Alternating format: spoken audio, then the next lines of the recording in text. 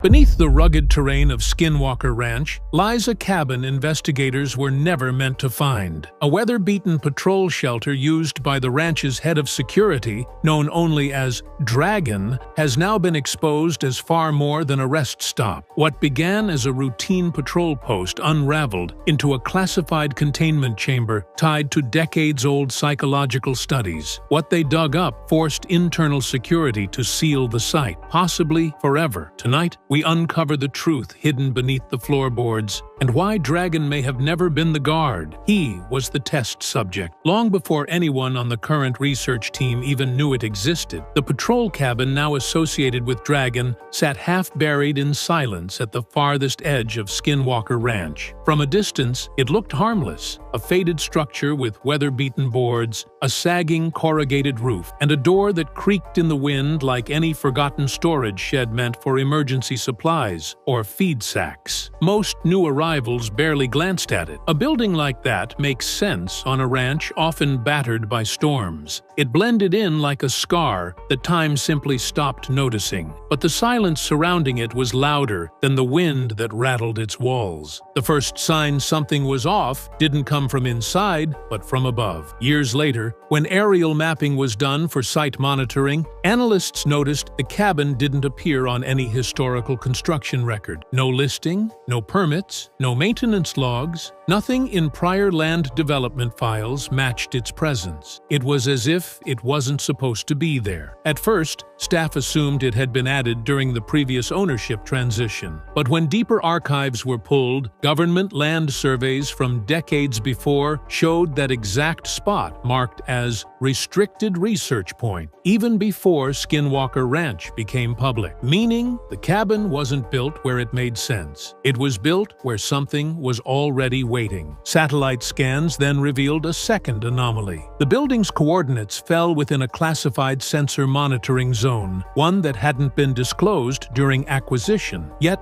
no external power lines connected to it, no communications relay, nothing that explained why the site was flagged. Internal employees later admitted they ignored it at first because some locations on the ranch are better left undocumented. But that changed the day Dragon was assigned there, not to protect what was inside, but to unknowingly interact with it. Because someone, somewhere, already knew that the cabin was never meant to serve people. It was meant to study them. When investigators finally entered the cabin with full structural clearance, their first observation was confusion. Ranch buildings are typically assembled with utility in mind: straight beams, salvaged lumber, visible nails, basic insulation. This cabin followed none of those conventions. The interior dimensions measured nearly 3 feet larger than the external foundation, an impossibility without intentionally engineered manipulation. Nails were embedded in spiral configurations rather than linear framing,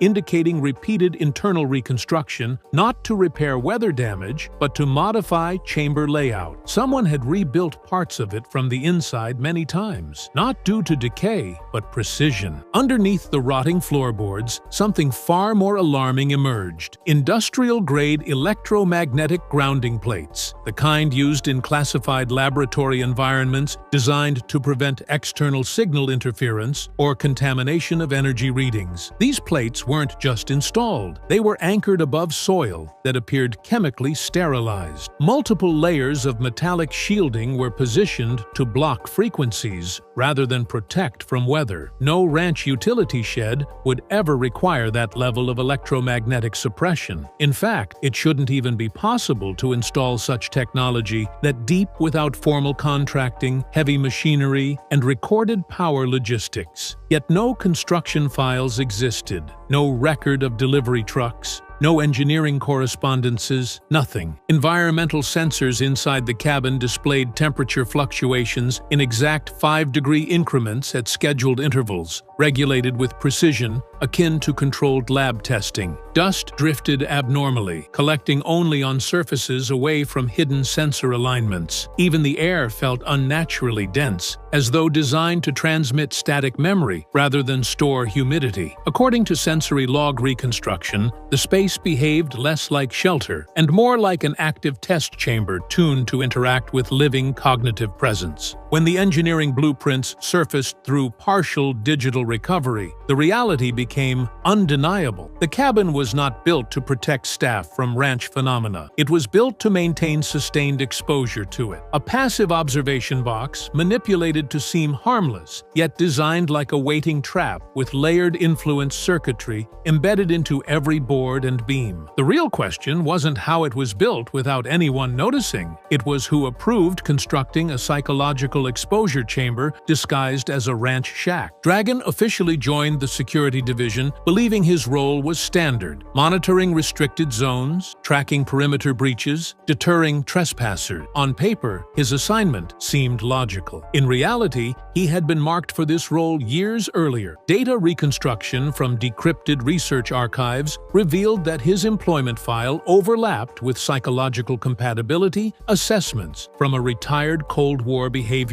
project. Traits flagged as ideal for long-term exposure testing: emotional restraint, high observational focus, strict adherence to routine, minimal reactive behavior, were identical to what his recruitment form highlighted as professional strengths. This match was not accidental. He fit a pre-established test subject profile. Internal logs recovered beneath the cabin listed those traits under a column labeled Subject Stability Threshold, Phase 3, Qualification. His name never appeared in full. Instead, his initials were cross-referenced next to coded reference strings, suggesting he was evaluated long before he stepped onto the property. What he believed was a standard security screening actually mirrored historical psychological trial formatting from classified personnel conditioning program. Investigators reviewing this alignment stated that he was not hired because he was well suited for security. He was placed because he was suited for influence induction. As months passed, changes in Dragon's personal logbook began reflecting subtle cognitive interference. Entries transitioned from precise, professionally structured reports to fragmented expressions of discomfort, short thoughts, incomplete sentences, increased emotional weight without clear trigger. In isolated recordings, he described sensing shifts in his mood and physical energy when near the cabin. He began noting feelings of being observed without environmental stimuli, unsure whether the pressure came from the land or something within his mind. His handwriting became uneven in extended shifts, aligning with what earlier documents classified as optimal affective disorientation patterns. What makes Dragon's case uniquely tragic is that he never volunteered for any experiment. He never even knew one was occurring. When researchers finally gained system-level clearance to investigate beneath Dragon's patrol cabin, they assumed they'd uncover forgotten wiring, weather damage, or perhaps improperly stored supplies. Instead, lifting the warped floorboards revealed something that did not resemble standard construction at all. A rectangular panel sat embedded deeper than typical foundation depth, sealed with cold industrial bolts that matched no commercial ranch hardware. The bolts were consistent with those used on sealed transport cases for classified laboratory assets, designed to survive high pressure, intense heat, and electromagnetic fluctuation. The panel led to a reinforced metal compartment professionally fabricated and insulated. This was not a repair zone. It was an installation. Inside lay an evidence-style containment tray, organized with the precision of a forensic archive. Each item had been methodically placed, not casually stored. Thick, tinted evidence vials were labeled with non-standard identifiers like ANOMA, ANOMC, and Refuse Human Study. No dates, no signature field, just lettering consistent with internal cataloging codes used in discontinued research programs marked high-risk biocontainment. Next to the vials sat a folded Kevlar pad bearing dried stains. Surface samples returned structure patterns inconsistent with human or registered wildlife blood. Machine analysis flagged the material as unclassified biological origin. Bone fragments were also found, smooth, unnaturally dense, chemically resistant, and slightly luminous under infrared spectrum scanning. The size was too small for any known large fauna, yet density scan suggested impact resistance beyond normal evolutionary design. The final layer contained a microfilm envelope labeled Echo Gateway Failure Report. Its contents detailed electromagnetic exposure testing, cognitive response analytics, and radiation pattern tracking. The last page read, "Subject destabilized. Threshold exceeded. Terminate field sequence." When researchers found Dragon's personal logbook buried deep inside his patrol bag, they expected routine entries, weather updates, ranch security checks, gate scan.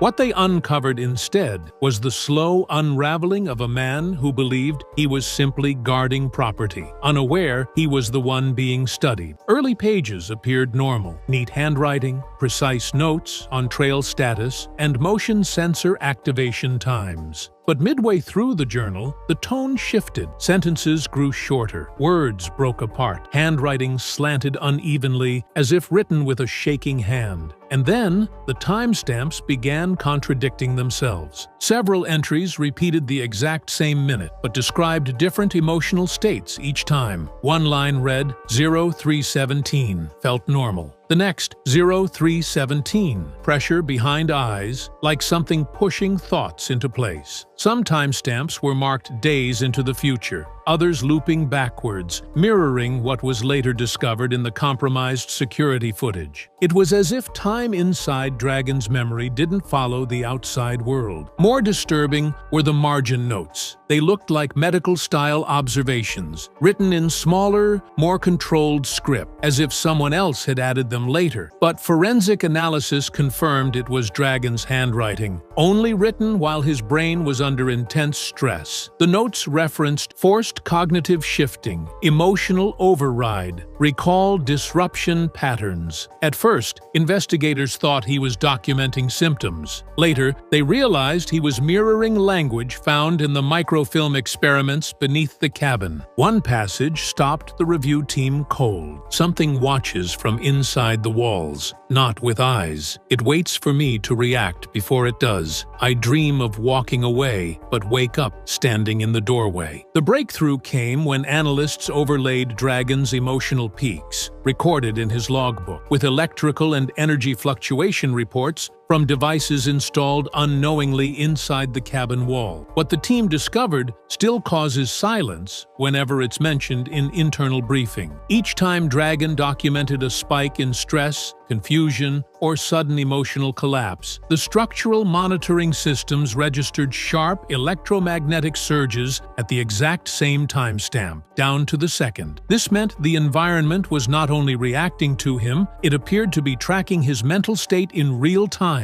Archived data from the recovered files showed layout diagrams of the cabin labeled Anchor Zone, Cognitive Trigger Line, and Exposure Conduit. These were not ordinary structural markers. They matched terms used during classified Cold War field research involving prolonged isolation and interaction with non-standard environmental stimuli. The cabin, according to these blueprints, wasn't intended to protect him. It was built to encourage contact with an unseen influence. Further review found audio interference synchronized with Dragon's log entries. In recordings captured during his patrols, low-frequency pulses appeared intermittently whenever he expressed heightened fear in writing. Special sound analysis revealed nearly inaudible human-like resonance waves layered beneath the low hum. When separated digitally, these pulses formed rhythm patterns resembling neural response triggers used in cognitive field tests. That meant whatever was affecting him wasn't random. It was behaving as though it was responding.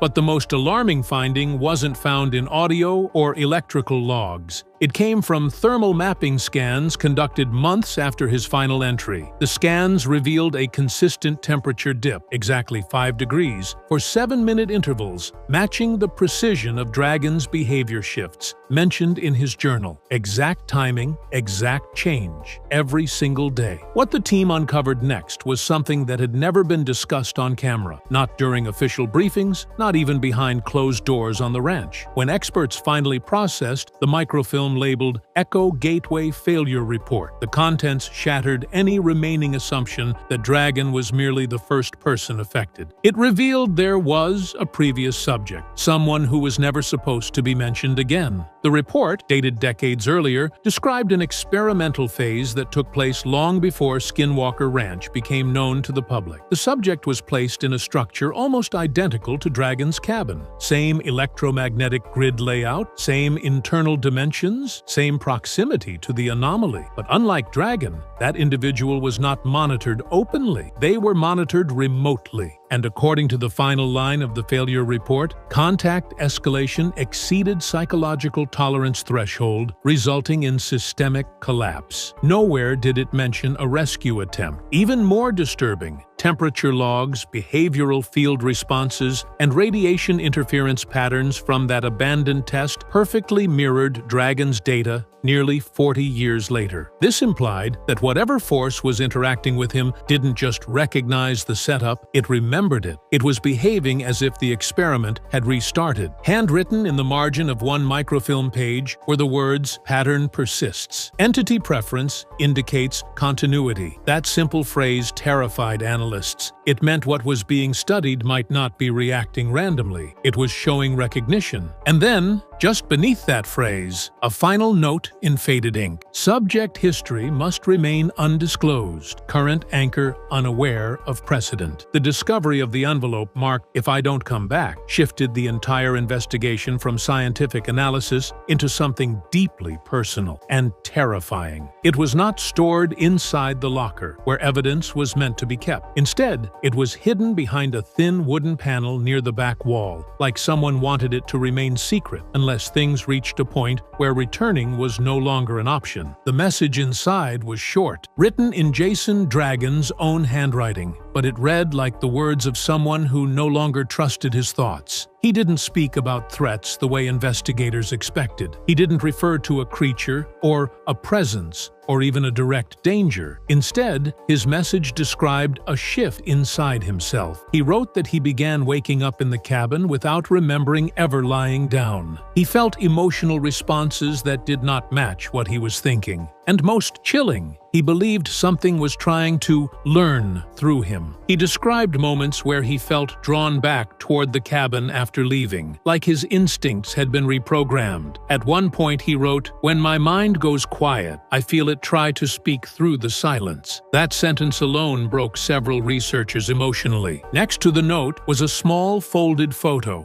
It showed Dragon standing outside the cabin during normal patrol, appearing calm and focused. But what was handwritten on the back made experts question whether the person in the picture was even the same man who wrote the letter. The words read, "This is me," before the cabin noticed. The note ended with one final warning, left like a desperate instruction. Do not enter alone. The cabin does not forget who it watches. The final breakthrough came not from letters or hidden compartments, but from the last working camera pointed at the patrol cabin. At first glance, the recordings appeared normal. Quiet nights, still wind, empty ground. But just days before Dragon stopped showing up to work, the footage began displaying anomalies that experts still cannot explain. Time didn't move forward or backward. It began replaying itself differently. A minute of footage would play, then rewind, then repeat. But each time, tiny changes appeared. A rock that had been on one side of the frame would shift inches, even feet, without any visible movement. Tree branches bent at angles differing between loops. In one sequence, the cabin appeared wider than before, and then narrower in the next loop, despite never physically changing. The strangest clip showed a metal toolbox near the entrance, a toolbox that, according to team logs,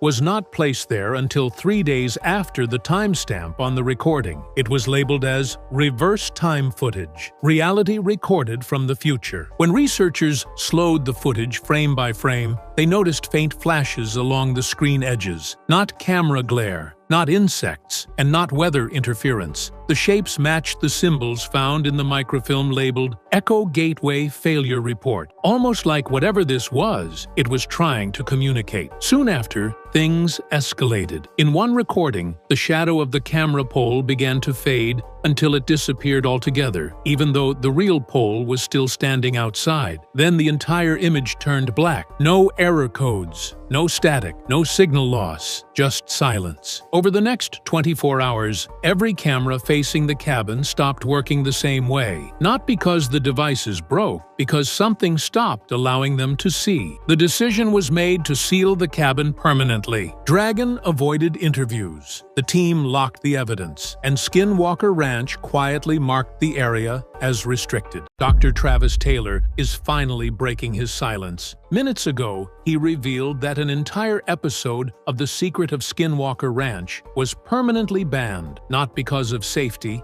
not because of technical failure, but because of something they recorded in the sky that night. A silent object hovering above the mesa disrupted every camera, sensor, and data log simultaneously. Production never aired the episode. Until now, no one knew why, and what Travis just exposed may explain why government officials arrived before sunrise. Subscribe before we continue. It began with a hesitation. During a recent behind-closed-doors interview for a scientific symposium, Dr. Travis Taylor was discussing the evolution of Skinwalker Ranch research when a reporter asked a casual question about never-before-seen data. Travis paused, long enough that the room fell silent. Then, instead of brushing it off like he had done countless times in past interviews, he leaned into the microphone and quietly admitted that one investigation during production was forcibly halted, and the entire episode was banned from ever airing. According to Travis, it was not due to safety errors, lost footage, or team disputes, but because of what appeared in the sky. Until that moment, no one in the public was supposed to know it even existed. He explained that filming took place late into the night on a routine weather monitoring test. At 1:43 a.m., sensors picked up a sudden magnetic spike above the mesa. Travis noted it as a probable equipment glitch. 30 seconds later, the spike doubled. Crew members described feeling a subtle vibration in the ground beneath their feet, as though something unseen had shifted above them. The atmosphere changed, silent, heavy, like static before lightning. But the sky was clear. As cameras turned upward, a dark shape emerged just beyond the thin cloud layer. No light, no sound, no heat signature consistent with aircraft. Travis says it moved with intentional stillness, remaining suspended, as if physically anchored to the airspace. Moments later, every camera pointed at the object froze. The feed didn't go black. It locked, timestamp running, image unchanged. Within minutes, drones dropped, equipment rebooted. All recorded files from that hour corrupted completely. Production notified network executives by satellite phone. By sunrise, an order had come in: do not mention it again. And for the first time, Travis Taylor just did.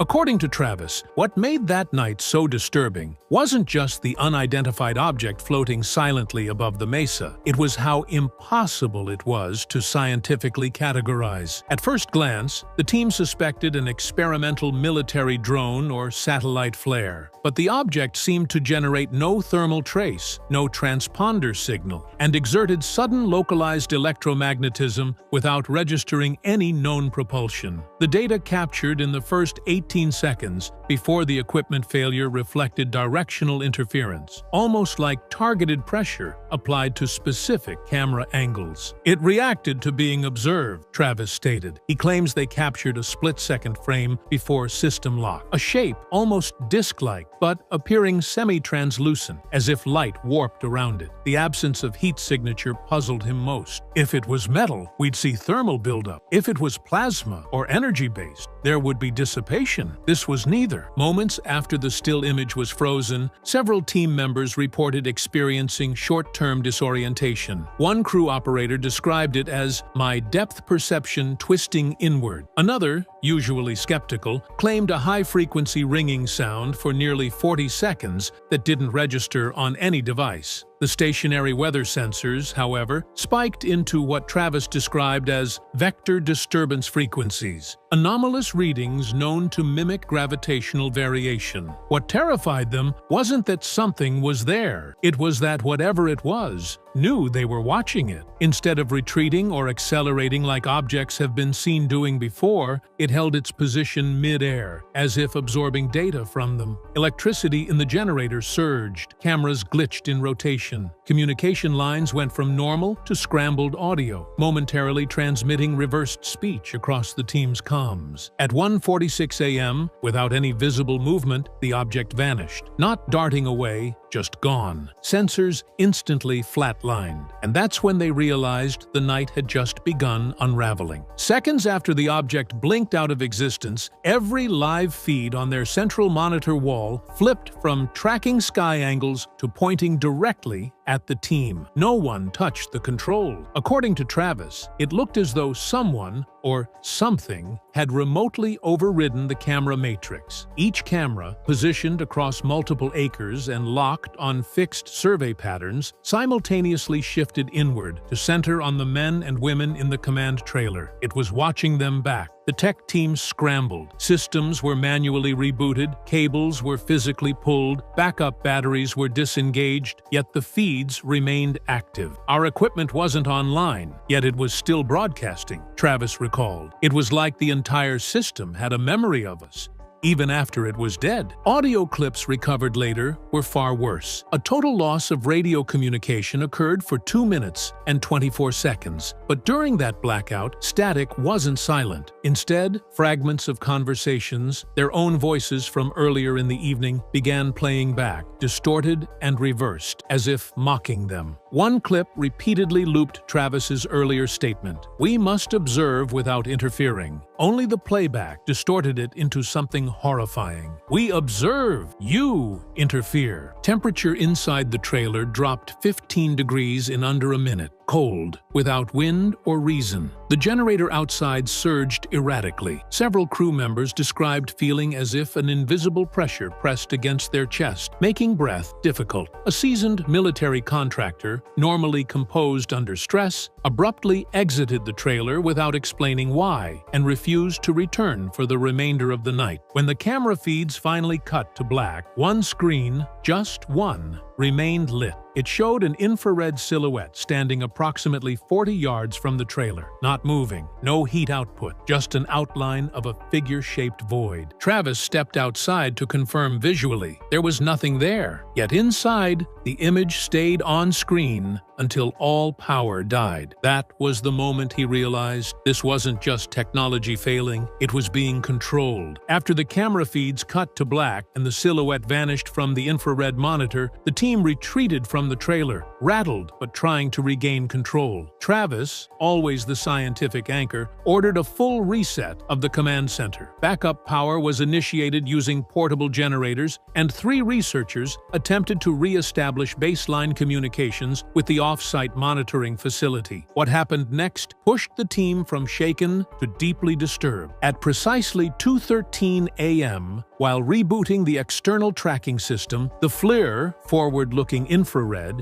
unit atop the ridge locked onto a moving target without user command. Startled, the tech team watched the object return at low altitude, traveling at a speed estimated between 400 and 600 miles per hour. Even more unnerving than its velocity was its flight pattern. It wasn't moving through the air. It appeared to phase or skip across the sky, leaving no thermal trail except during brief microbursts when it sharply altered direction at impossible angles. "This thing didn't bank like an aircraft," Travis later explained. "It pivoted like it wasn't flying, like it was teleporting in extremely short bursts." 3 seconds later, every animal in the surrounding field went silent. 25 seconds after that, seismic sensors registered a sudden, intense, energetic pulse originating above the mesa, approximately 250 feet off the ground. The atmospheric pressure spike caused several on-site monitoring tablets to shatter without impact. The smell of ozone filled the air, and a faint electrical crackling could be heard, described by one crew member as like static crawling across metal. The unidentified object paused directly above the mesa plateau, motionless for nearly 18 seconds. During that stillness, all remaining audio logs logging equipment captured a low-frequency humming that fluctuated between 17 and 19 hertz, the same range associated with migraine induction, visual disturbances, and flight-or-fight activation in humans. Several crew members reported nausea, disorientation, and extreme emotional unease. Then came what terrified them most. The object didn't just depart. It ascended vertically at such velocity, the instrumentation could only record the start of acceleration before contact was lost. No sonic boom, no visible displacement of air. It simply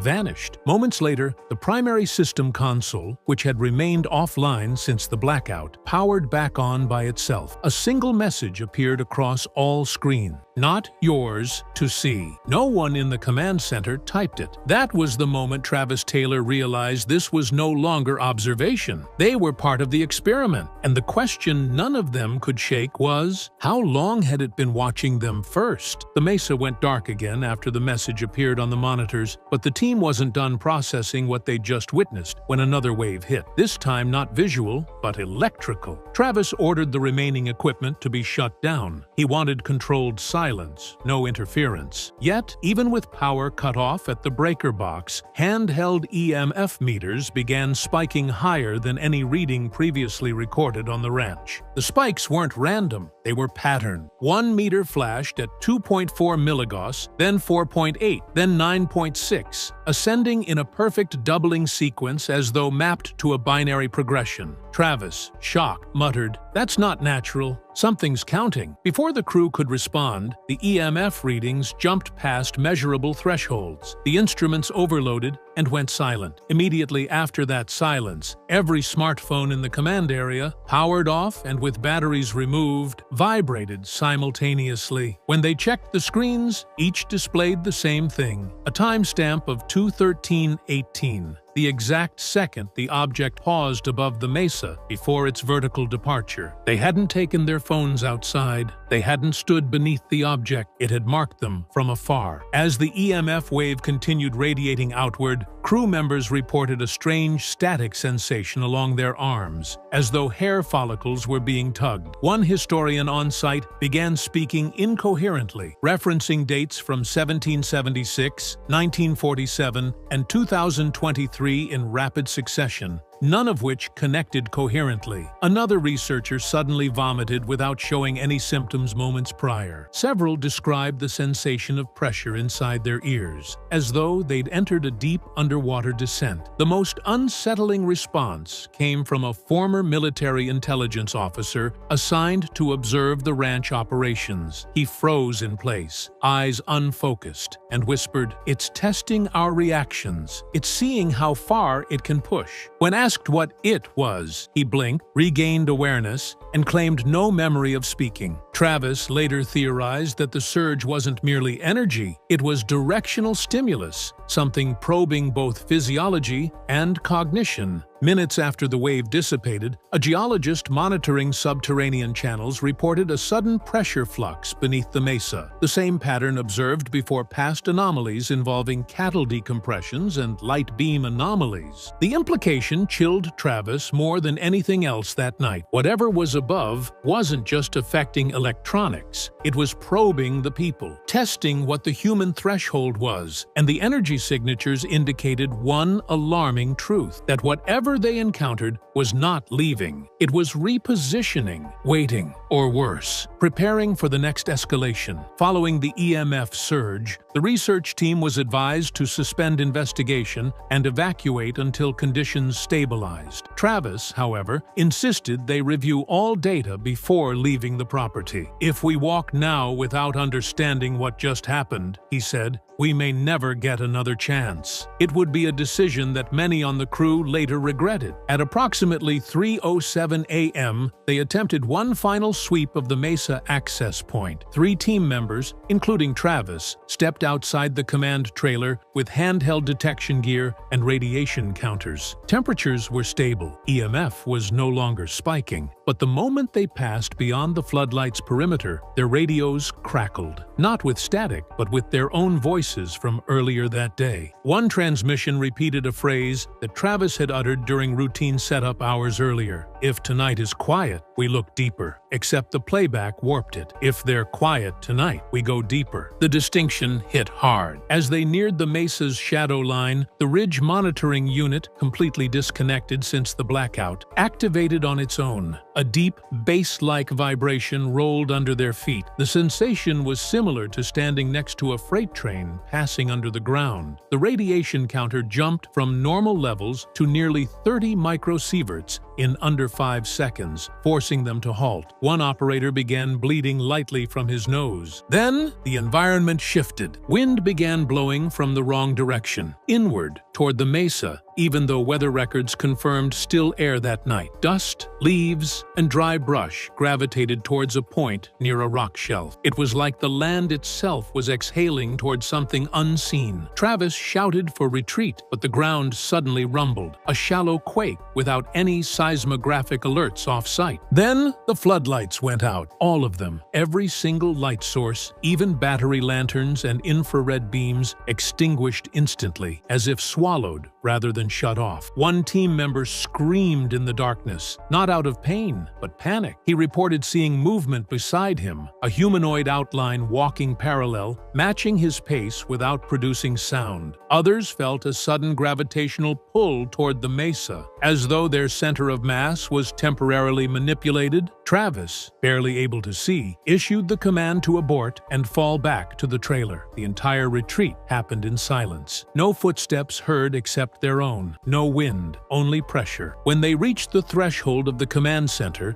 and crossed under the canopy, the lights returned. Instant, no flicker. Everything was exactly as it had been 5 minutes prior. Except one piece of equipment, a handheld thermal scope, had captured a single frame during the blackout. On reviewing it, white-hot signatures of multiple human-shaped figures could be seen descending from above the mesa, spaced evenly apart, right where the air pressure had centered minutes earlier. Travis marked that moment in his private field log with a single sentence: "It didn't want us near that location, not to observe, not to understand, because something was there it was trying to protect or hide." And that is when he knew if they stayed any longer, they wouldn't have been allowed to leave. Once the team reassembled inside the command trailer, shaken and covered in dirt, an urgent internal debate began, not about what they had witnessed, but whether any of it should ever leave the ranch. Multiple crew members argued it posed too great a risk, not only scientifically but psychologically and possibly politically. Travis, visibly distressed but trying to maintain composure, stated that what they recorded could redefine everything we think we understand about physics, surveillance, and possibly intelligence that predates us. Minutes after power fully stabilized, backup drives automatically initiated data synchronization through the network hub. But something happened that no one had expected. The footage and sensor logs tied directly to the blackout window began vanishing in real time. Audio clips were replaced with blank static. Video feeds rewound and rewrote themselves to erase the object above the mesa, the thermal outlines, and all EMF telemetry from the surge. A tech specialist attempted to isolate the data and force manual preservation, but the system overwrote everything directly on the drives. When they disconnected them physically, the damage was already done. It was as if the ranch itself had edited the files. A heated confrontation erupted. One senior advisor demanded they report the incident to federal partners immediately, claiming the signature was not of known terrestrial origin. Another, who had observed similar anomalies tied to classified projects, countered, warning that disclosure could result in shutdown of the entire program and seizure of all personal materials. One researcher, in near tears, suggested destroying the surviving notes entirely and quietly ending the investigation before someone got hurt. That's when the head of security entered the room with updated clearance protocols from higher up. According to him, the incident had already been forwarded through encrypted channels, but the official response was chillingly brief. Suspend analysis. Do not pursue replication. Not for public release. No mention of safety. No questions about what happened. Just a directive to stop. Travis pushed back. He He argued that halting investigation meant abandoning all scientific integrity. "What we saw was deliberate," he said. "Whatever interacted with us demonstrated the ability to not only affect our surroundings, but to erase our documentation of it. If we don't try to understand it, we remain at its mercy." But the reply that came next from the comms officer silenced the room. They didn't say, "Don't research it." They said, "Don't try to show it." That distinction landed like a warning shot. It wasn't that the discovery couldn't be studied. It simply couldn't be witnessed by anyone outside that compound. And so, that's how the decision was made. Not to deny what happened, but to contain it. The footage wasn't just lost. It was intentionally buried because someone or something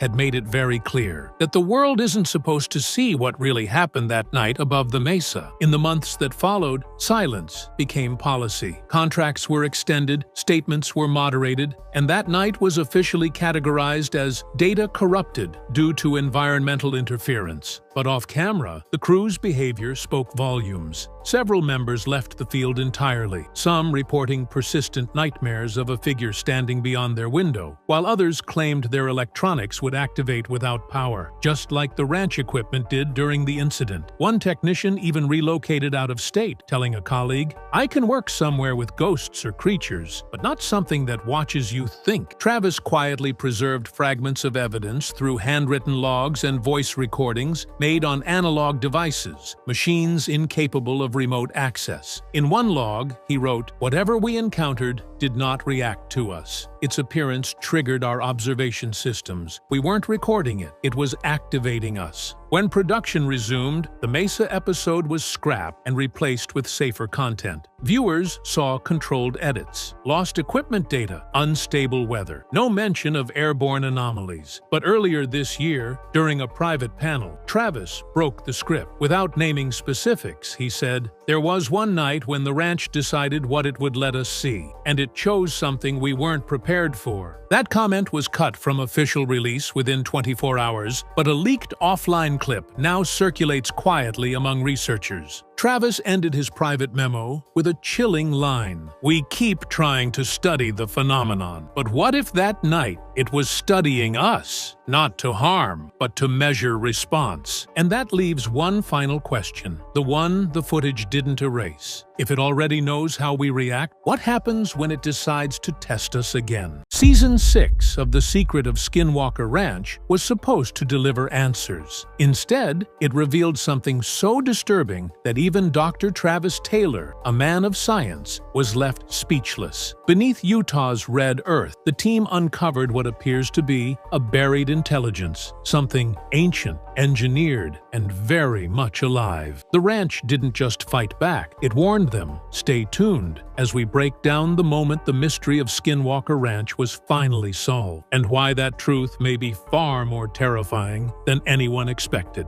Subscribe for more unexplained discoveries and real-world mysteries. It started like any other night at Skinwalker Ranch, cold, windless, and unnervingly still. Inside the command trailer, the hum of machinery filled the silence as the Luna Group's subsurface radar swept across the mesa. On the monitors, green lines flickered, translating the invisible depths below into tangible data. But something was wrong. The readings weren't random geological noise. They were organized. Each pulse of the radar came back with the same strange pattern, equidistant lines stacked in parallel, moving toward the center of the ranch like veins feeding a single heart. Dr. Travis Taylor leaned forward, his mirrored lenses reflecting the monitors as his expression hardened. "These aren't caves," he muttered, voice barely above a whisper. "Somebody built this." The others stared at him, waiting for a laugh that never came. The air seemed to thicken, the trailer's temperature dropping several degrees in seconds. Then, without warning, every monitor in the room flashed white. The sound cut out. For a full 3 seconds, there was only silence, before the entire system rebooted itself. When the radar came back online, the pattern had changed. The tunnels they had just mapped were gone,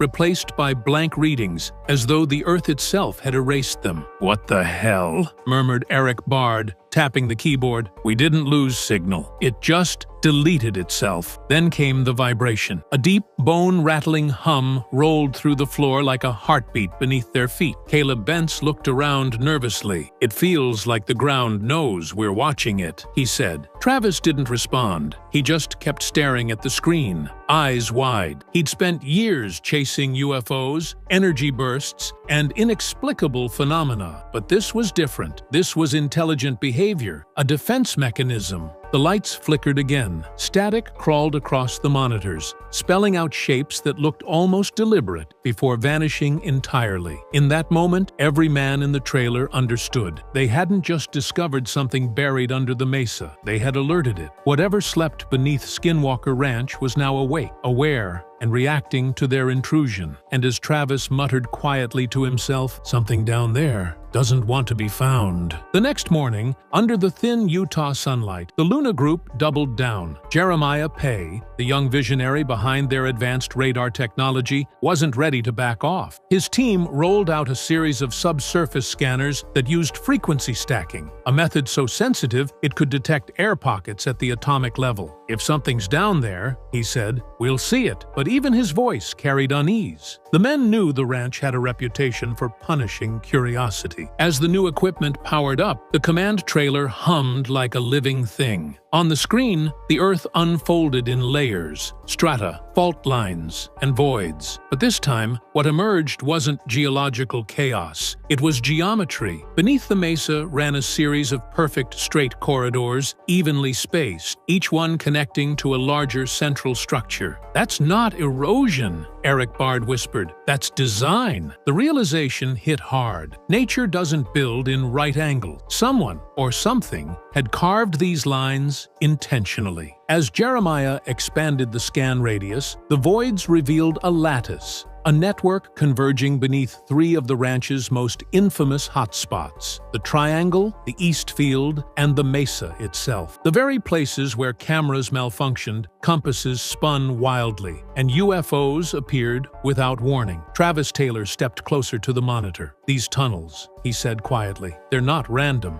They're laid out like a system, power lines or arteries. The more data streamed in, the clearer it became. Whatever was buried below was engineered for function, not chance." Then it happened again. The radar feed flickered. A pulse of interference hit the signal, sharp and rhythmic, like a heartbeat. "That's biological," Caleb muttered, half joking. But no one laughed. The instruments began vibrating violently, and a faint metallic tone rang through the trailer, rising in pitch until the windows rattled. Jeremiah shouted over the noise, "We're losing coherence," before cutting the power entirely. When the silence returned, everyone could feel it, that eerie, heavy awareness in the air, like being watched from below. Travis broke the tension with a voice that sounded less like a scientist and more like a man who'd glimpsed something he wished he hadn't. "This isn't geology," he said, shaking his head. "It's surveillance." And as the team exchanged uneasy glances, a chilling thought settled in. Maybe they weren't mapping the mesa at all. Maybe the mesa was mapping them. By the third night, the air around Skinwalker Ranch felt electric. Static clung to every surface, and even the ground seemed to hum with a low mechanical vibration. Inside the command trailer, the Luna Group ran a synchronized deep scan, layering thermal, magnetic, and radar imagery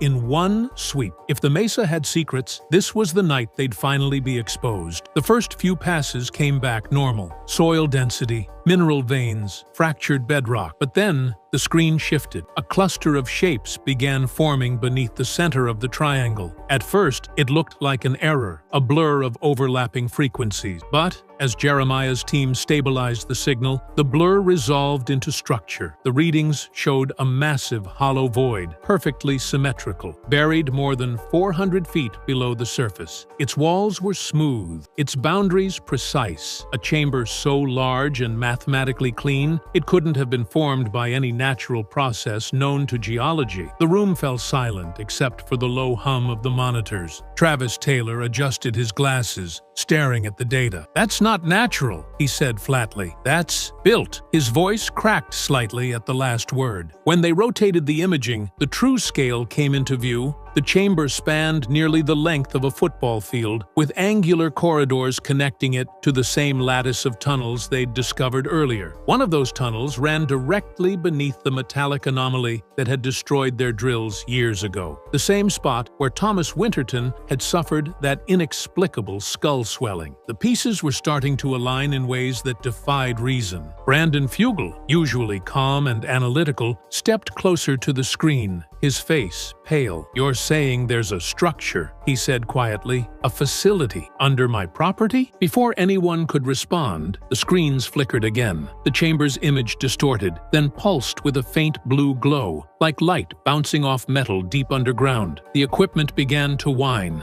Eric Bard shouted that the sensors were spiking beyond safe levels. Then, just as suddenly as it had appeared, the image was gone. The entire feed wiped clean, replaced by flat static. Travis exhaled slowly, his tone darker than before. "It's active," he said. "Whatever's down there, it's aware we found it." And as the hum faded and the monitors went black, the team realized something horrifying. This wasn't just a discovery, it was a reaction. Something deep beneath the mesa was responding to them, like a living organism defending its own body. The next morning, Skinwalker Ranch didn't just feel hostile, it felt alive. The usual desert quiet had been replaced by a thick, heavy stillness that made every breath feel monitored. Even the wind seemed to stop at the mesa's edge, as if obeying invisible boundaries. Brandon Fugel described it best. "It's like the air itself is listening." Inside the command trailer, chaos was brewing. The Luna Group had barely recovered from the previous night's system crash when new interference began to crawl through their instruments. Monitors flickered with phantom readings, timestamps looped backward, and GPS units started displaying coordinates that didn't exist on any map. Jeremiah Pay slammed his keyboard in frustration. "It's like it's rewriting our data in real time," he said. "Something's hijacking the signal." Eric Bard's voice cut through the confusion. "Check the EM readings." Travis Taylor bent over the console. His mirrored lenses reflected a growing spike on the screen. The energy was off the charts, emanating from the same coordinates where the radar had detected the underground chamber. "It's not just interference," Travis muttered. "It's a response." Then came the physical reaction. Every device inside the trailer, phones, tablets, even watches, began vibrating in unison. Loose metal objects hummed and trembled. A low-frequency tone filled the air, resonating through their bones. Thomas Winterton staggered, clutching his head. "It's the same pressure," he gasped. "The same one from before." Before anyone could move, the lights dimmed, and the entire trailer shuddered as if struck by an invisible wave. The temperature plunged in seconds, their breath now visible in the cold. Outside, motion sensors erupted. The monitors flashed with silhouettes, humanoid outlines pacing along the ridge, each one fading the instant a flashlight turned their way. Caleb froze. "We're being watched," he whispered. Travis didn't disagree. "No," he said, voice low and certain. "We're being warned." When power finally stabilized, every camera that had faced the mesa was dead. No footage, no signal, just static. It was as if the land itself had reached up and deleted the evidence. That night, the team realized they weren't alone on Skinwalker Ranch. Whatever intelligence was buried beneath them, or perhaps within the land itself, had drawn its line in the sand, and it was making one thing painfully clear. There would be consequences for going any deeper. By daybreak, fear had hardened into determination. Brandon Fugel wasn't ready to retreat, not after coming this far. He authorized the next phase, a full-scale DART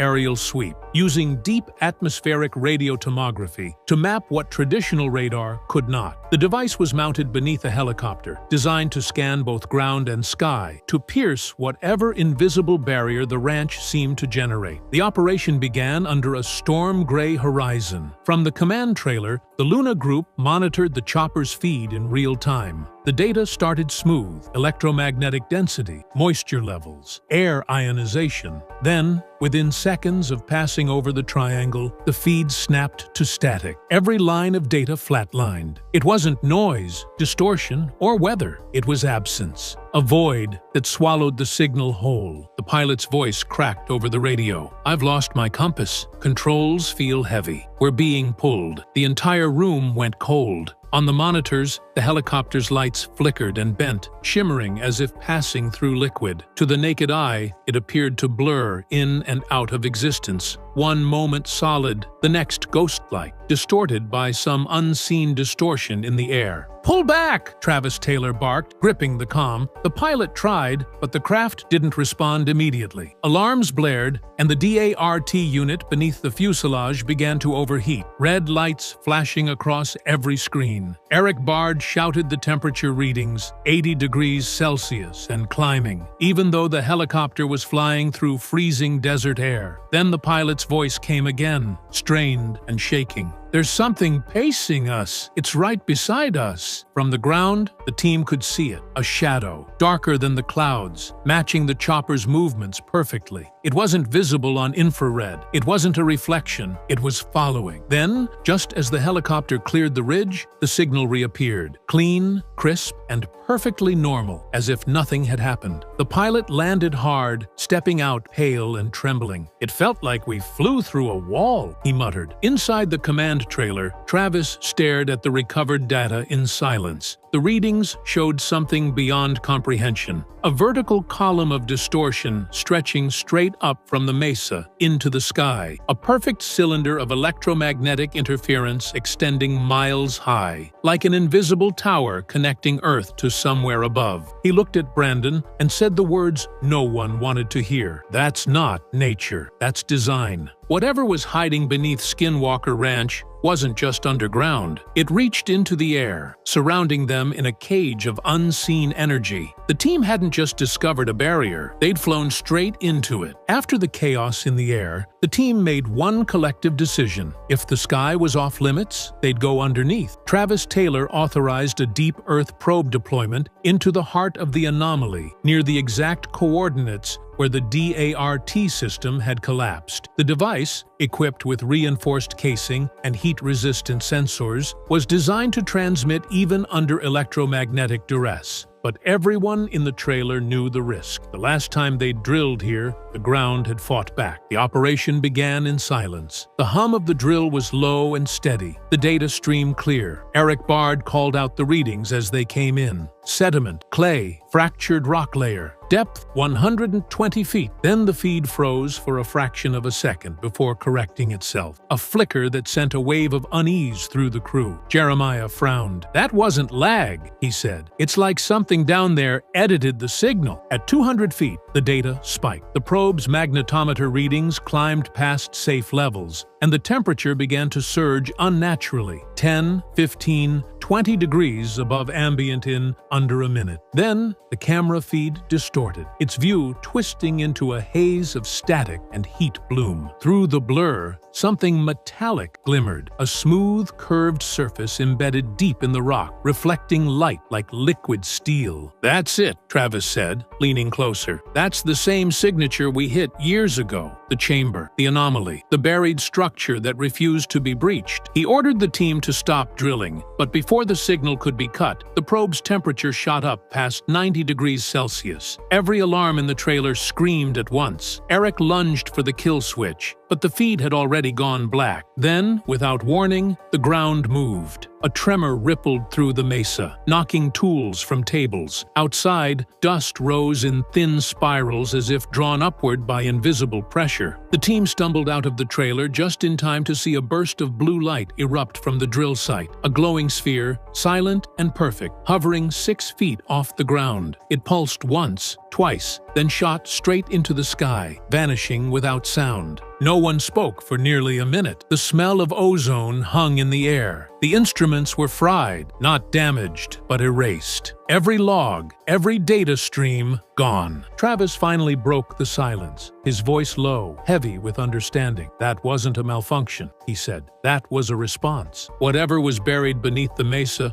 wasn't dormant, it was alive. And now, it knew they were trying to reach it." The probe's destruction had crossed a line. The evidence was undeniable now. Skinwalker Ranch wasn't reacting by accident. It was responding with precision. Brandon Fugel wanted answers, but for the first time, even his confidence seemed to waver. "If that light was a defense mechanism," he muttered, "then we're not just studying the phenomenon, we're provoking it." Travis Taylor gathered the team inside the command trailer. The air felt heavy, the silence punctuated by the faint hum of fried equipment still cooling on the table. On the main screen, Eric Bard replayed the final moments before the probe went offline, frame by frame, pixel by pixel. Between the flashes of static, they could see it, a faint outline, spherical and perfectly symmetrical, embedded in the earth. It wasn't a rock formation. It wasn't metal debris. It was shaped like a machine. Jeremiah Pay enhanced the contrast, overlaying readings from the magnetic field data. The image sharpened, revealing a honeycomb-like pattern across the surface. Hexagonal grooves, too uniform to be natural. "It's manufactured," he said, "and it's massive." The room fell silent. The team's working theory turned darker with every revelation. If the tunnels they had mapped were deliberate and the structure beneath was constructed, then the ranch itself was part of something ancient, perhaps something still operational. Thomas Winterton broke the silence. "So, we're basically living on top of what? A reactor?" Travis shook his head. "Not a reactor," he said grimly. "A system." He zoomed in on the data streams they'd recovered before the blackout. "These electromagnetic bursts aren't random. They're patterned, timed, like a heartbeat." The realization hit everyone at once. The ranch wasn't just guarding something. It was something, a living, intelligent mechanism disguised as landscape.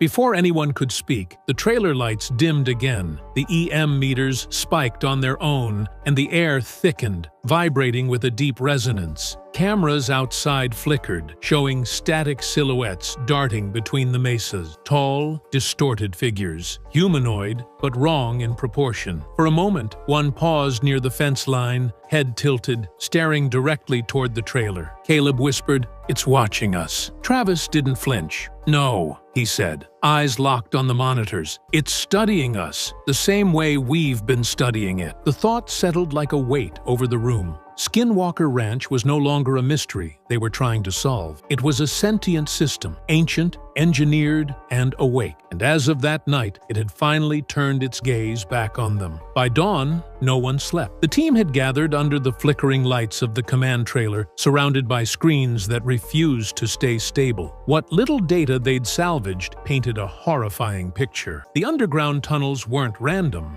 They formed a precise geometric alignment beneath the mesa, connected by nodes that pulsed in measured intervals. The pattern mirrored something that shouldn't exist underground. A constellation. When mapped out, it aligned perfectly with the stars of Orion's belt. Eric Bard stared at the projection, his voice trembling. "This isn't construction. It's calibration." Travis adjusted his glasses, eyes fixed on the pulsating lines. "You're saying it's astronomical?" he asked. "No," Eric replied. "I'm saying it's a machine synchronized to the sky." The realization sent chills through the room. The tunnels, the energy pulses, the electromagnetic storms, they were all part of a larger mechanism, a mechanism that connected the Earth to the stars above, like an ancient relay still active after centuries. The blue orbs, the radiation spikes, the interference, none of it was random. It was all a byproduct of something operating beneath them. Then came the final confirmation. When the Luna Group's satellite data synced with the ranch's local readings, the resulting overlay revealed something impossible. The energy signature of the mesa rose in vertical columns, creating a funnel-shaped distortion reaching high into the stratosphere. The ranch wasn't just a hot spot, it was a gateway. Travis Taylor broke the silence. Every time we dig, every time we scan, it reacts because we're triggering it. It's not passive, it's protecting something. Brandon leaned forward, his tone grave. Protecting what, exactly? Travis didn't look away from the monitors. Maybe not what? Maybe where? The words landed like thunder. The team wasn't investigating a mystery. They were trespassing on a boundary between worlds. As the sun set over the red horizon, the instruments went silent again. The mesa pulsed once more, faint but deliberate, as though exhaling after being disturbed. For the first time since their arrival, no one spoke. The data was undeniable. Skinwalker Ranch was not a place of random phenomena. It was a designed system, intelligent, aware, and reactive. And if the team was right, they hadn't uncovered the heart of the mystery. They'd only grazed the surface of something vast, something ancient that had been watching long before humans ever set foot in Utah's desert. Travis turned off the final monitor, his reflection flickering in the black screen. "We came here to find the truth," he said quietly, but maybe the truth was never meant to be found. Outside, the mesa rumbled one last time, a low, resonant hum, as if answering back. Then, silence. Something happened at Skinwalker Ranch that nobody is talking about. The cameras stopped rolling. Experiments that had been running for months were suddenly halted. Crew schedules were wiped clean, and the silence that followed wasn't the comfortable quiet of a production break. It was the heavy silence of something gone terribly wrong. The timeline is crucial to understanding what happened. In late spring of last year, production was in full swing. The team had scheduled a series of experiments designed to test a hypothesis they'd been developing over multiple seasons, that specific locations on the ranch responded to electromagnetic stimulation in ways that suggested intelligence or at least complex reactive systems. Camera crews were on site daily. Travis Taylor and the scientific team were running constant tests. Eric Bard was analyzing data streams in real time. Dragon, the ranch's security chief, was monitoring the perimeter. Everything was normal. Then, on a Tuesday afternoon in early June, everything changed. Filming stopped mid-experiment. Not paused, stopped. Equipment was powered down. The crew was sent home, and the official explanation was deliberately vague. Technical difficulties requiring assessment. But here's what made people suspicious. Production crews know the difference between a normal pause and an emergency shutdown. In normal circumstances, you finish the day's shoot, wrap equipment properly, schedule the next session. This was different. Sources close to the production describe it as abrupt. One moment cameras were rolling, the next everyone was being asked to leave immediately. Experiments that had taken weeks to set up were abandoned mid-process. The crew schedules tell the story. Up until that Tuesday, every day for the following month was blocked for filming. By Wednesday morning, those schedules were completely cleared. No explanations, no new dates, just blank calendars and a memo about indefinite postponement pending further review. People who'd worked in television production for decades said they'd never seen anything quite like it. The speed, the totality, the lack of communication. Perhaps most telling was the simultaneous silence from everyone involved. Travis Taylor, who regularly engaged with fans on social media, went quiet about ranch activities. Brandon Fugel, the ranch's owner who'd been open about experiments, stopped discussing current investigations. Crew members who used to share behind-the-scenes photos suddenly posted nothing from the ranch. It was coordinated, deliberate, the kind of silence that comes with NDAS and serious legal implications. This wasn't planned downtime. Production breaks are announced. Seasonal gaps are expected. This was something else entirely. A full stop in the middle of active investigation, leaving equipment in place and experiments unfinished. Whatever happened that Tuesday didn't just pause the show. It changed the entire trajectory of how the ranch would be investigated going forward. The experiment that preceded the shutdown was relatively routine by Skinwalker Ranch standards. The team was conducting electromagnetic testing in an area known for high strangeness, using a combination of RF spectrum analyzers, magnetometers, and high-speed cameras. They'd done similar tests dozens of times. This should have been unremarkable. What made this different was the consistency of the anomaly. In past experiments, strange readings would appear briefly, spike, then disappear. Interesting, but inconclusive. This time, multiple instruments detected the same phenomenon simultaneously, not just one sensor malfunctioning or picking up interference. Every piece of equipment, calibrated independently, registered identical anomalies at precisely the same time. According to sources familiar with the data, the readings didn't match any known category. It wasn't standard standard electromagnetic interference from power lines or radio towers. The signature was completely different. It wasn't geological activity. Seismographs showed no corresponding movement. It wasn't atmospheric. Weather conditions were stable. And it wasn't equipment failure, because once they swapped in backup instruments, the readings continued unchanged. But here's what really disturbed the team. The anomaly had structure. It wasn't random noise or chaotic signals. It showed patterns.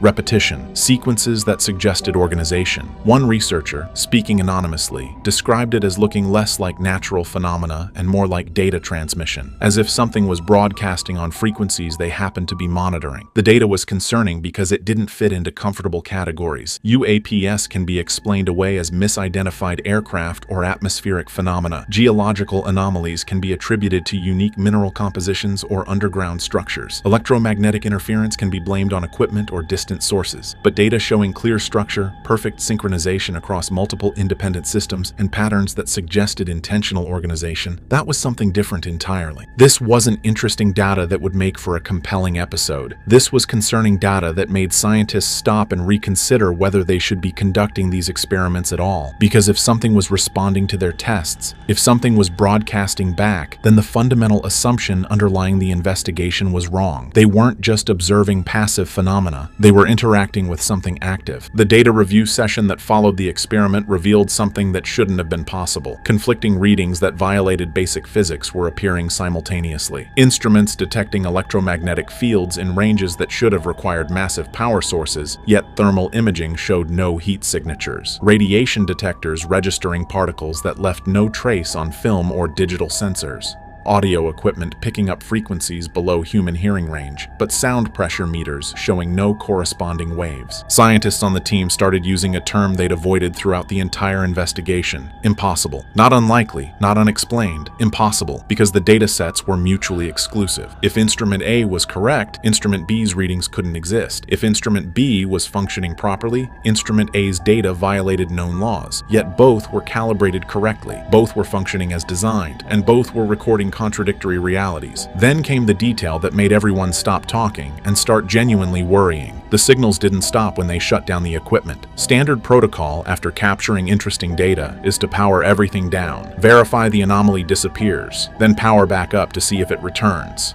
This helps eliminate the possibility that your own equipment is creating the phenomena you're trying to measure. They shut down every piece of electronic equipment on the ranch. Generators, computers, sensors, everything. The baseline readings should have dropped to near zero. Instead, the signal persisted. Not as strong, but definitely present, which meant whatever they were detecting existed independent of their observation. It was there whether they were measuring it or not. And somehow, impossibly, their instruments were still detecting it even when powered off. But the truly disturbing realization came when they analyzed the pattern over time. The signal wasn't random. It wasn't consistent. It was adaptive. During the first hour of testing, it appeared in one frequency range. When they focused their instruments on that range, it shifted to another. When they broadened their monitoring, it split across multiple frequencies. It was as if something was testing their capabilities, learning what they could detect, adjusting its behavior accordingly. This crossed a fundamental line in scientific investigation. You can study phenomena that don't understand they're being studied. Weather doesn't know you're measuring it. Geological formations don't care about your seismographs.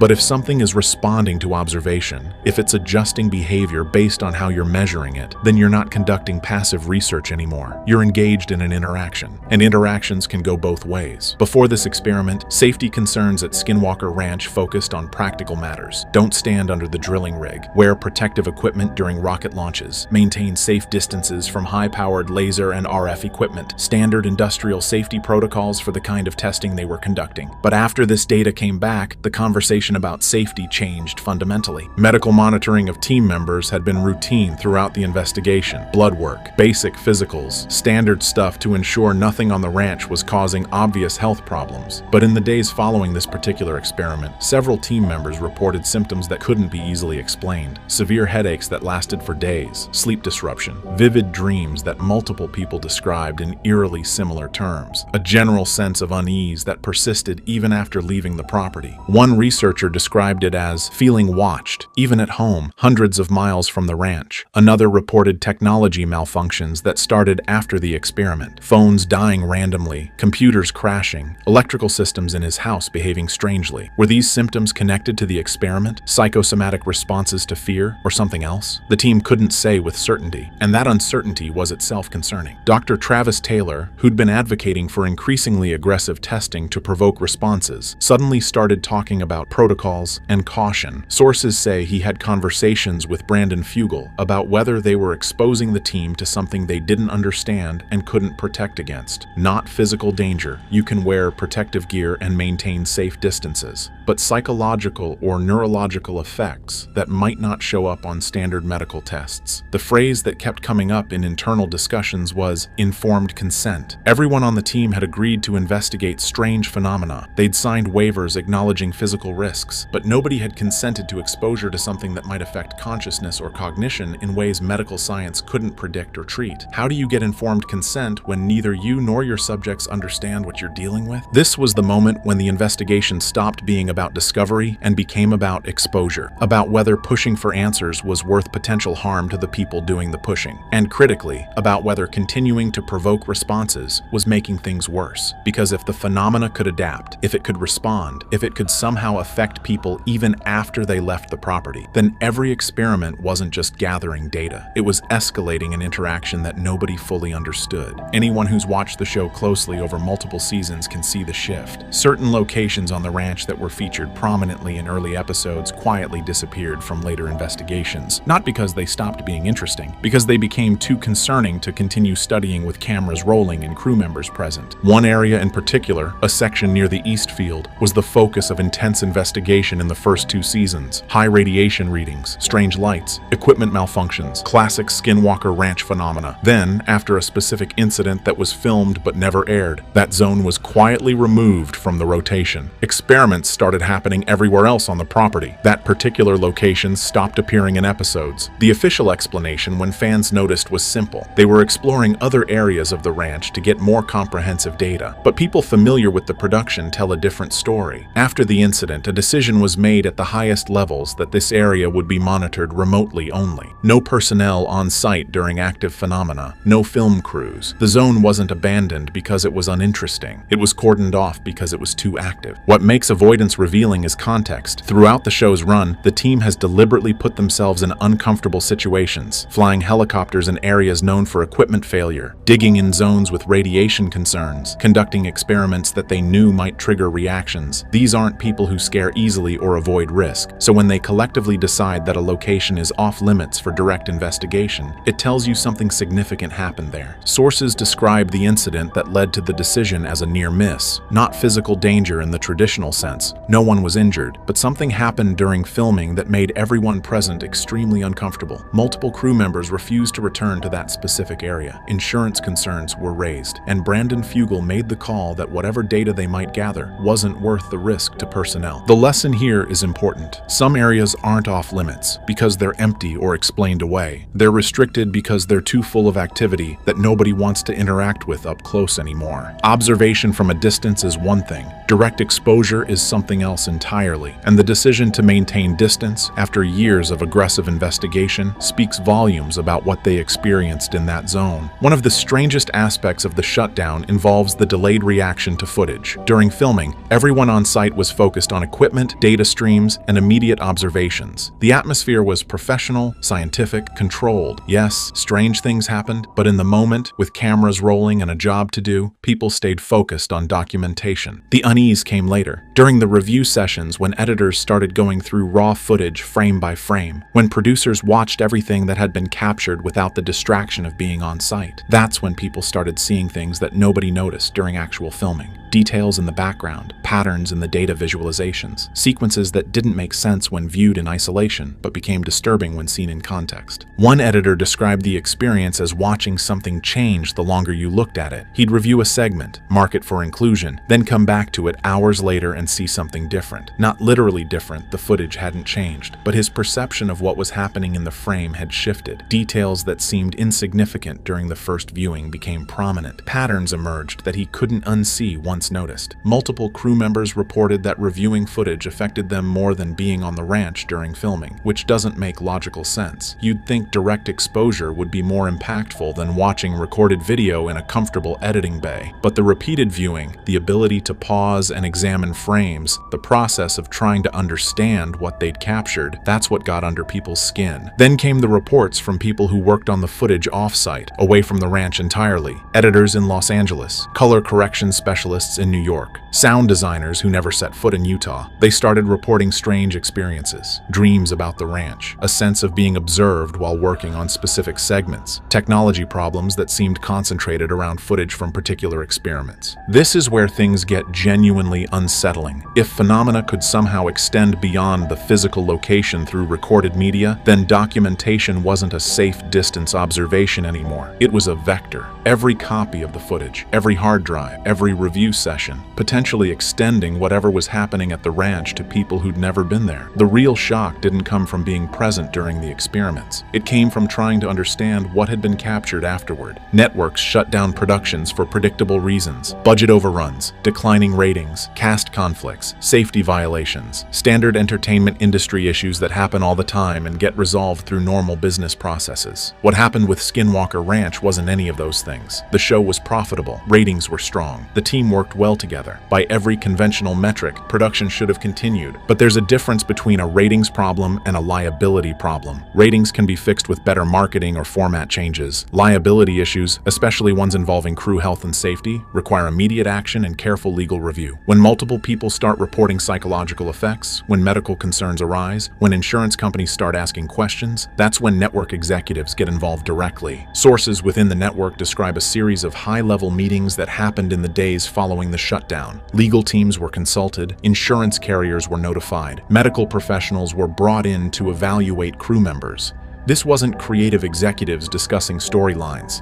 This was risk management trying to understand potential exposure and liability. The decision to pause production came from above the show's production team. Brandon Fugel owns the ranch and could have continued private investigations. The core team wanted to keep working. But when a network's corporate structure gets involved, when lawyers start reviewing what happened rather than producers, that signals a fundamental shift from entertainment concerns to legal and safety concerns. What makes this shutdown different from past controversies or production problems is the speed and completeness. Past issues with paranormal shows have led to format changes or cast replacements. This led to a full stop. No announcements about retooling, no statements about when filming might resume, just vague mentions of technical issues and ongoing assessment, the kind of corporate language that indicates serious concerns being discussed privately while public statements remain deliberately uninformative. Someone higher up decided this shouldn't continue, at least not in its current form. Whether that decision was driven by genuine concern for crew safety, fear of legal liability, or something else entirely, we may never know. But the fact that it happened, that a successful show with strong ratings was shut down mid-season without clear explanation, tells you everything about how seriously this situation was taken at the highest corporate levels. Every reality show captures far more footage than ever makes it to air. For every hour of television, you might shoot 30 or 40 hours of raw material. Most of what gets cut is boring. Equipment setup, failed takes, conversations that don't advance the narrative. But sometimes footage gets cut for other reasons. Because it doesn't fit the show's format, because it raises questions the producers can't answer, because it's too ambiguous to include but too clear to completely dismiss. Skinwalker Ranch has an archive of footage that was never meant to be aired, experiments that produced results too strange to contextualize in a television format, moments where equipment behaved in ways that suggested either massive technical failure or phenomena beyond current explanation, crew reactions that were too genuine, too unsettled to fit the show's somewhat measured scientific tone. One particular piece of footage, described by multiple sources but never publicly released, shows an experiment where everything went wrong at once. Multiple equipment failures, data streams contradicting each other in real time, and in the background, something visible on thermal cameras that shouldn't have been there. Not a person, not an animal, something that registered heat in patterns that didn't match any known biological signature. The footage was reviewed extensively, enhanced, analyzed by multiple experts. The consensus was that it showed something something real, something physical enough to register on multiple sensors, but what it showed couldn't be easily explained. It wasn't clear enough to definitively prove anything extraordinary, but it was too clear to dismiss as equipment malfunction or misidentification. It existed in the uncomfortable middle ground where debunking fails but proof remains elusive. The decision was made to keep this footage in the vault, not because it was boring or irrelevant, because silence can be a form of containment. If you can't explain something and you can't debunk it, sometimes the safest option is to not show it at all. Let people speculate about what might have been captured rather than giving them actual footage that raises more questions than it answers. This is where the shutdown becomes most interesting from a disclosure perspective. Everything that aired on the show was carefully curated to be compelling but ultimately explainable within the show's framework. Mysterious but not definitively proven. The footage that never aired, that sits in archives under legal protection and non-disclosure agreements, that might tell a very different story. Not everything is debunked by science and skepticism. Some things are simply buried because they don't fit into comfortable narratives about what's possible. The question everyone asks is whether the ranch is still active without cameras, whether experiments continue privately, whether the phenomena that made Skinwalker Ranch famous persist when nobody is watching or documenting. The answer, based on everything we can piece together, is yes. Activity continues, investigation continues, but the nature of how it's being studied has fundamentally changed. Brandon Fugel has made it clear the ranch remains a focus of serious scientific investigation, but that investigation is happening differently now. More remote monitoring, more automated data collection, less direct human presence during active phenomena. The shift suggests lessons learned from whatever led to the shutdown. That proximity to certain events carries risks that can be mitigated through distance and technological intermediation. The patterns observed over years of investigation suggest that whatever happens at Skinwalker Ranch doesn't depend on human observation. The phenomena existed before the show. They'll exist after. Cameras and scientific instruments might make the events visible and documentable, but they don't create them, which raises an uncomfortable question. If filming stops but activity continues, what was the investigation actually accomplishing besides documentation? Some researchers argue that aggressive investigation, deliberately provoking responses, attempting to trigger phenomena through experimentation, might have escalated whatever exists there. That each rocket launch, each drilling operation, each electromagnetic pulse wasn't just observing passive phenomena, but actively engaging with something responsive, and that engagement potentially made things worse. The shutdown might represent a recognition that the paradigm was wrong. You can't treat intelligent, responsive phenomena like laboratory subjects. You can't provoke and measure something that might be measuring you back. The scientific method works beautifully for studying things that don't know they're being studied. It becomes problematic when the subject of investigation is aware of the observer and potentially capable of responding in ways that affect the observer. Looking forward, Skinwalker Ranch will likely remain an active research site, but the research will be more cautious, more respectful of boundaries that weren't clear until they were crossed, less focused on making compelling television, and more concerned with understanding phenomena without unnecessarily escalating interaction. Because the ultimate lesson of the shutdown is simple. Stopping observation doesn't stop activity, but it might stop whatever consequences come from aggressive investigation of things we don't yet understand. The monitors began to flicker just as Travis Taylor leaned in to speak. The air inside the command center shifted, static crawling across the screens like something alive. Then it came through, a pulse so strong it nearly shut down every device on the ranch. But what they discovered next was far worse than any of them expected. For months, the evidence was hidden, encrypted, buried under layers of government silence, until now. Tonight, Dr. Travis Taylor breaks down the terrifying truth behind what they captured at Skinwalker Ranch. Before we begin, make sure you subscribe, because what you're about to hear changes everything we thought we knew about this place. The night began like countless others at Skinwalker Ranch, quiet, cold, and charged with unease. Dr. Travis Taylor was stationed near the command center, surrounded by a wall of screens flickering with live drone feeds and electromagnetic data. The crew had set up an experiment to test for interference around the Western Mesa, an area locals referred to as the heartbeat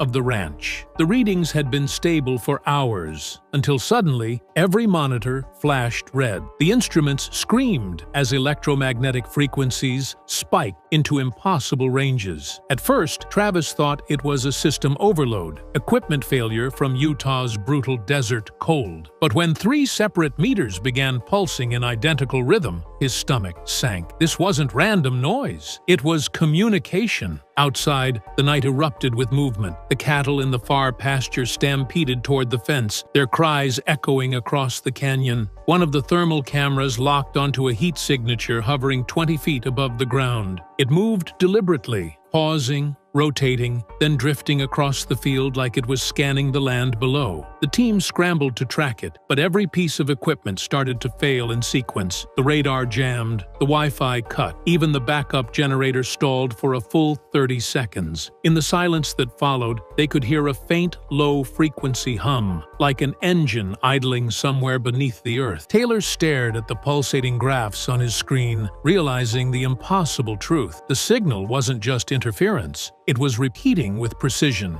3 pulses, a pause, 3 more pulses. The exact pattern used in Morse code to signify distress, SOS. It's responding to us, he whispered. It knows we're watching. The realization rippled through the team. Whatever was out there wasn't random energy, and it wasn't natural. It was deliberate, intelligent, and somehow it was watching them right back. That night, Skinwalker Ranch would cross a line it could never return from. The following morning, the team gathered around the control station, still shaken. Travis Taylor replayed the data feed frame by frame, his face illuminated by the ghostly glow of the monitors. What he found made the hair on the back of his neck stand up. The frequency spikes from the night before were unlike anything he had ever seen. Instead of random bursts, the energy waves formed perfect geometric patterns, hexagonal shapes, repeating at mathematically precise intervals. These weren't just frequencies, they were codes. When the data was run through a spectrographic analyzer, the results came back with values that didn't match any known man-made transmission. They existed in the terahertz range, beyond what most civilian instruments could even detect. The strangest part was that the same exact signal appeared deep underground. The sensors buried beneath the mesa mirrored the readings from above almost perfectly, as if the Earth itself was pulsing with the same intelligence. Travis's first instinct was to look for interference, maybe a feedback loop from a nearby power line or satellite, but there were none for miles. The energy didn't match commercial or military signatures either. It was clean, stable, and eerily consistent. "It's like something alive," Taylor muttered, watching the rhythmic pulses move in waves across the digital map. Eric Bard, the ranch's chief technologist, confirmed what everyone was afraid to say. The data wasn't a glitch, it was a response. When they transmitted low-frequency sound waves into the soil to test for geological feedback, the anomaly shifted its frequency upward, as though it was countering their signal. Within seconds, every piece of equipment monitoring the test overheated and shut down. Later, while reviewing the captured sound, Travis played back the slowed-down version. Beneath the static, there was something faint, something that almost resembled a whisper, a single syllable, stretched and distorted, repeating in perfect rhythm with the pulses. Here, the message wasn't random, it was calling back, and whatever was buried beneath Skinwalker Ranch had just made first contact. That night, the team set up a new array of high-sensitivity night vision cameras aimed directly at the mesa. Travis Taylor wanted visual confirmation of whatever was generating those frequencies. The desert air was still, the sky moonless, and the only sound was the low hum of generators echoing across the property. Hours passed in silence until one of the technicians gasped. On the live feed, a faint distortion appeared above the mesa ridge, a ripple in the air, like heat rising from asphalt, except it was cold outside. When they switched to infrared, the shape revealed itself more clearly, a spherical anomaly, almost transparent, pulsing in rhythm with the same 3-beat pattern from before. Travis leaned forward, staring in disbelief. The object wasn't emitting light, it was bending it. The stars behind it warped, their positions shifting ever so slightly, as though gravity itself was twisting. On radar,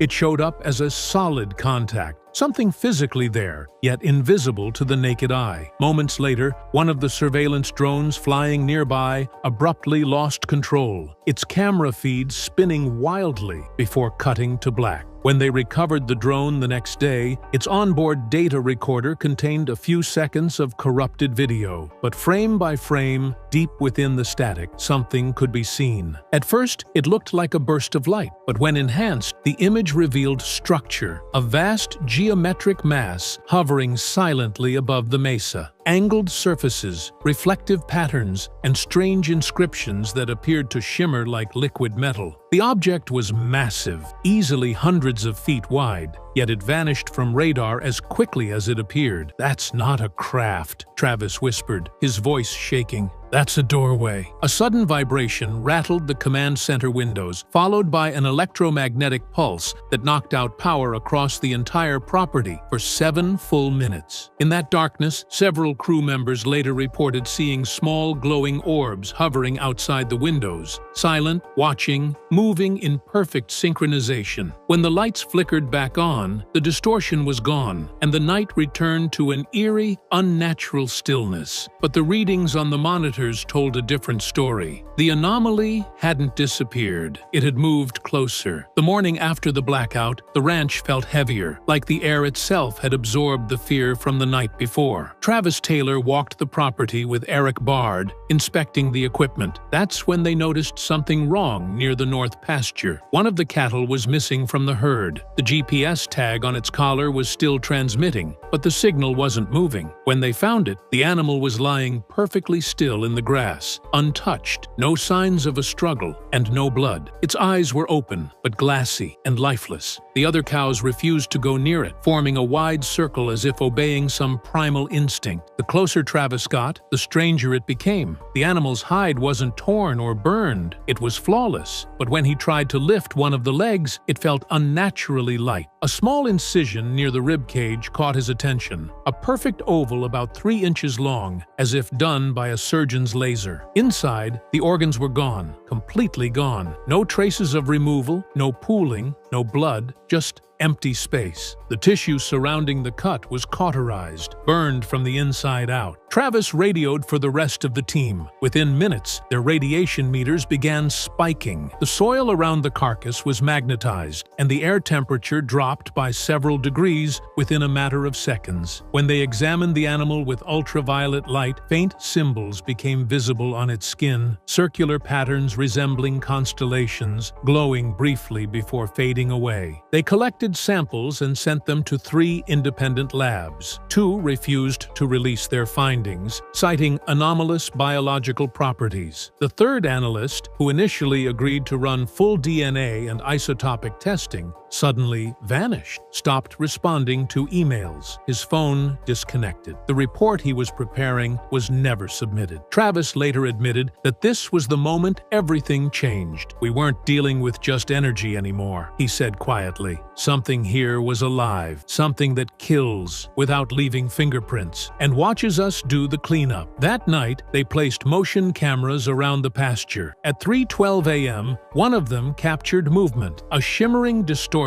hovering directly above the carcass, as if feeding on the fear it had created. By the 5th week of the investigation, Travis Taylor had grown obsessed with one location: the mesa. Every data reading, every electromagnetic anomaly, every pulse of radiation seemed to point back to that massive sandstone formation that loomed over the ranch like a watchful guardian. Beneath it, the sensors recorded bursts of energy that matched the exact timing of the night they saw the distortion in the sky. "It's like something's buried there," Travis muttered during one of the team meetings. "Something that's waking up every time we test the area." With Brandon Fugel's reluctant approval, the crew brought in a drilling rig to sample the subsurface layers. The drill cut easily through the first few feet of soil, but then, at exactly 12 feet down, it stopped cold. The bit screeched against something metallic. Thinking it was an old pipe or geological deposit, they tried again, increasing torque. The drill refused to move. When they retracted the shaft, the tip was partially melted, as if it had struck something superheated. Eric Bard deployed the ground-penetrating radar, sending pulses into the mesa. What came back silenced everyone in the command center. The radar displayed the outline of a massive rectangular structure buried deep inside the rock. The edges were too perfect to be natural, sharp right angles, hollow spaces, and reflections suggesting some form of alloy. "That's not geology," Eric whispered. "That's engineering." The moment they transmitted a stronger pulse to confirm density, every camera around the mesa began to flicker. The air pressure dropped suddenly, creating a low-frequency hum that shook the equipment trailer. Within seconds, a visible shimmer rose from the hole, like heat waves, but dense and fluid. The phenomenon expanded outward, passing through the cameras and sensors, distorting them as if space itself was warping. Minutes later, 3 crew members fell violently ill. One collapsed, clutching his head, claiming he heard a deep, vibrating voice in his skull repeating, "Leave this place." Another began vomiting blood. Travis immediately ordered the dig shut down and sealed the site. Later, radiation scans revealed a spike equivalent to a short-term nuclear burst, localized entirely around the hole. As they packed up for the night, Travis looked back at the mesa and muttered, "Whatever's under there isn't sleeping anymore." 2 weeks after the failed drilling attempt, a convoy of unmarked black SUVs rolled down the dirt road toward Skinwalker Ranch just after dawn. Brandon Fugel was the first to see them on the security feed. 4 vehicles, tinted windows, no plates. Within minutes, men in plain tactical gear stepped out, flashing vague credentials and claiming to be Department of Energy consultants. They didn't introduce themselves, and none of them spoke directly to the cameras. Travis Taylor arrived moments later, demanding to know why they were there. The lead agent calmly replied, "We're here to collect hazardous material." They moved with precision, heading straight for the command center. Without permission, they began disconnecting the primary data drives, the same ones containing the original electromagnetic frequency readings, the drone footage of the anomaly, and the MESA radar scans. When Travis tried to intervene, another agent placed a gloved hand on his chest and said coldly, "This data belongs to national security now." Within 10 minutes, the drives were packed into metal cases and loaded into the back of the SUV-S. The men refused to answer further questions and left as abruptly as they arrived, disappearing down the dirt road toward the main highway. Brandon called every contact he had within the Department of Energy, but none could confirm an operation taking place in Utah. One even warned him to stop asking questions. Later that evening, Travis sat in silence, staring at the blank screens in the command trailer. "They didn't just take our evidence," he finally said. "They took the truth." Weeks later, during a podcast interview, Travis hinted that one of the agents had accidentally mentioned a phrase, Project Blue Fold. It sounded eerily similar to the infamous Project Blue Book, the U.S. Air Force's classified UFO study. Was this its continuation, a reactivation under a new code name? After that day, the official digital records from the ranch began disappearing one by one. Hard drives corrupted, cloud backups mysteriously wiped. Even personal copies that Travis kept offline started returning error codes as if the files were being remotely erased. The message was clear. Someone, somewhere, didn't want this story told, but Travis wasn't about to stop. "If they think they can bury this," he warned, "they've underestimated the ranch and me." By the time the team regrouped to review the evidence, Travis Taylor looked like a different man. The once confident physicist now carried a quiet dread behind his eyes. He spoke slower, measured every word, and seemed to flinch at the faintest static on the radio. During the televised debrief, he sat under the bright studio lights, staring at the monitors displaying the heat footage. As the clip replayed, the towering shape, the whisper, the pulse, Travis gripped the edge of the desk. His voice cracked. "It's not just electromagnetic," he said softly. "It's biological." The room fell silent. What he meant didn't fully register at first, but then he explained that the energy signatures weren't simply radiation. They behaved like living tissue, adapting and evolving each time the team interacted with them. Sensors recorded biochemical shifts in the air, traces of amino acids, organic compounds, even microcellular activity forming near the mesa. something alive was embedded in the phenomenon, rewriting the rules of physics and biology in real time. Over the next few nights, crew members began reporting strange symptoms. One technician woke up covered in burns shaped like geometric patterns. Another claimed to hear rhythmic pulses echoing inside his head. 3 beats. Pause. 3 beats. One cameraman described vivid nightmares of a light being standing in his room, flickering between human and inhuman form, whispering the word observe. He resigned 2 days later and refused to ever set foot on the ranch again. Then it got worse. Radiation detectors spiked without warning, electronics failed for hours at a time, and a black residue began appearing on the walls of the command trailer. Samples of it contained unknown proteins, similar to human DNA, but mutated beyond recognition. Whatever this thing is, Travis said, it's learning from us. It's adapting to our presence. The moment he said that, every screen in the control room flickered. The pulse pattern returned. 3 beats. Pause. 3 beats. The same frequency that started it all. Only this time, the signal wasn't coming from underground. It was broadcasting from inside the trailer. The command trailer fell into silence as the pulse filled the air, vibrating through every metal surface like a living heartbeat. Travis Taylor stared at the monitor, frozen. The signal they'd chased for months was no longer beneath the mesa. It was inside their systems, spreading through every circuit, every feed, as if the ranch itself had come alive. The lights dimmed, and a low hum began to rise from the floor. One of the technicians screamed that the frequency was spiking beyond measurable range. Then, just as suddenly, it stopped. The hum faded, the air grew still, and the screens went black. When power finally returned, a single line of text scrolled across the main monitor, white letters against static. "We see you!" The message vanished before anyone could screenshot it. Travis sat there motionless, then whispered, "It's aware. It's been aware the whole time." In his closing statement to the network, he said only one thing: the evidence is undeniable. We are dealing with something that exists beyond physics, and it knows we're watching. Since that night, the data from Skinwalker Ranch has been sealed. Every document related to the event classified, but the 1.6 gigahertz pulse still returns every few nights, echoing across the valley. 3 beats. Pause. 3 beats. Like a living signal waiting for someone to answer. And though the team no longer broadcasts live from the ranch, locals swear they still see strange lights hovering over the mesa after dark, silent, steady, and watching.